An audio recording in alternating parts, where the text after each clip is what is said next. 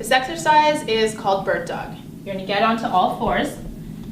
Hands are underneath your shoulders, knees are underneath your hips in a neutral spine. You're going to take your opposite arm, opposite leg, and extend.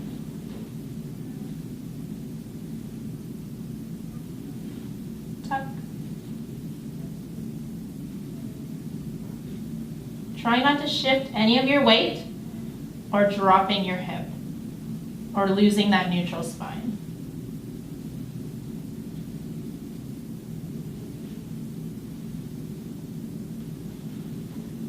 And then switch sides.